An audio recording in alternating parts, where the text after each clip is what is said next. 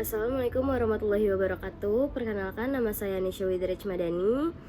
NPM saya CA2511000298. Hari ini saya akan membuat video untuk menjawab pertanyaan UAS dari mata kuliah Manajemen Publik. Saya akan menjawab pertanyaan nomor 1, soalnya itu pemerintah kota Mandiri mengklaim telah berhasil mewujudkan good governance hanya karena laporan keuangannya bersih dan efisien.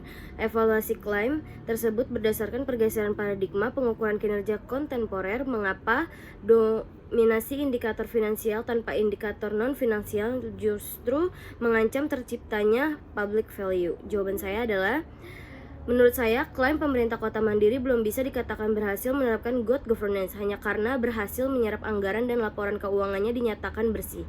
Dalam paradigma manajemen publik saat ini, keberhasilan pemerintah tidak lagi diukur hanya dari aspek keuangan, tetapi juga dari dampak pelayanan kepada masyarakat. Pada kasus ini terlihat bahwa pemerintah hanya fokus pada indikator finansial, misalnya efisiensi penggunaan anggaran, tingkat penyerapan anggaran, dan tidak adanya temuan auditor. Memang indikator tersebut penting sebagai bentuk akuntabilitas keuangan, tetapi belum mencerminkan apakah masyarakat benar-benar mendapatkan manfaat dari program pemerintah itu. Paradigma pengukuran kinerja modern menekankan keseimbangan antara indikator finansial dan non-finansial. Indikator non-finansial meliputi kepuasan masyarakat, kualitas pelayanan, kecepatan penyelesaian pengaduan, pemerataan pelayanan, kualitas hidup masyarakat, hingga tingkat kepercayaan publik terhadap pemerintah. Dalam kasus ini justru terjadi hal yang bertolak belakang. Walaupun laporan keuangan terlihat baik, masih banyak keluhan masyarakat mengenai jalan rusak dan krisis air bersih yang tidak segera ditangani karena alasan tidak adanya alokasi anggaran. Hal tersebut menunjukkan bahwa pemerintah lebih mementingkan kepatuhan terhadap anggaran dibandingkan kebutuhannya masyarakat. Jika kondisi seperti ini terus terjadi, maka public value atau nilai publik akan sulit tercapai. Public value merupakan manfaat yang disarankan masyarakat dari kebijakan pemerintah. Artinya ukuran keberhasilan pemerintah bukan hanya seberapa hemat penggunaan anggaran, tetapi juga seberapa besar pelayanan tersebut mampu meningkatkan kesejahteraan, rasa keadilan, serta kepuasan kepada masyarakat. Selain itu, good governance memiliki prinsip partisipasi, transparansi, akuntabilitas, efektivitas, responsivitas, dan keadilan. Pada kasus ini, prinsip responsivitas belum berjalan karena pemerintah mengabaikan laporan masyarakat melalui citizen character. Akibat muncul krisis kepercayaan publik karena masyarakat merasa aspirasinya tidak didengar. Yang kedua itu saya akan menjawab pertanyaan soal nomor 5. Soalnya itu adalah analisis dilema ketika di era digital dalam kasus kolaborasi dengan startup tersebut. Memberikan evaluasi Anda mengenai pembenturan antara urgensi menyelamatkan nyawa manusia dengan pelanggaran prinsip etika perlindungan data privasi warga, cyber security.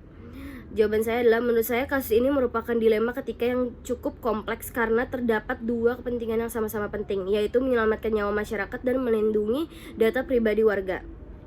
Di satu sisi, kepala puskesmas mengambil keputusan cepat dengan bekerja sama dengan startup teknologi agar distribusi obat dan pelacakan penyebaran penyakit dapat dilakukan lebih efektif.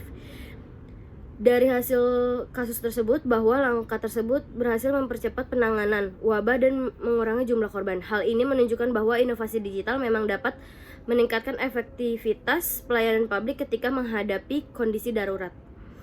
Namun di sisi lain, penggunaan data kesehatan masyarakat tanpa prosedur keamanan yang memadai dapat menimbulkan resiko kebocoran data.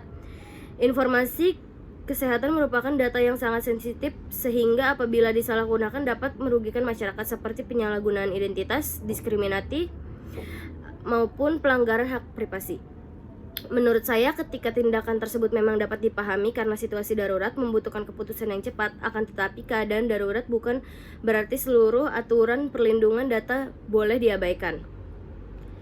Pemerintah tetap harus menerapkan prinsip data minimization, yaitu hanya membagi data yang benar-benar diperlukan. Selain itu, perlu dilakukan enkripsi data, pembatasan akses, perjalanan kerahasiaan dengan pihak startup, audit keamanan sistem, serta penghapusan data setelah krisis selesai. Kolaborasi pemerintah dengan sektor swasta memang sangat dibutuhkan dalam era digital, tetapi harus disertai tata kelola keamanan informasi yang baik agar inovasi tidak mengorbankan masyarakat. Dengan demikian, keseimbangan antara efektivitas penanganan krisis dan perlindungan privasi dapat tetap terjaga. Dan saya akan menjawab yang ketiga, yaitu soal nomor 7. Soalnya adalah langkah kepala puskesmas yang melibatkan LSM, lokal, dan startup adalah bentuk kolaboratif governance secara sporadis. Rancang sebuah arsitektur tata sekolah kolaboratif yang inklusif dan melembaga, mengintegrasikan pemerintah pusat, swasta, dan masyarakat adat atau sipil yang secara hukum sah menghormati nilai kearifan lokal dan menjamin keamanan data warga. Menurut saya, agar kolaborasi seperti pada kasus tersebut tidak hanya menjadi ketika ada krisis, pemerintah dapat membangun sistem collaborative governance yang bersifat permanen dan memiliki dasar hukum yang jelas. Pertama, pemerintah perlu menyusun regulasi yang mengatur mekanisme kerja antara kementerian, pemerintah daerah, fasilitas kesehatan, LSM, startup, teknologi, perguruan tinggi, dan organisasi masyarakat dengan adanya aturan yang jelas.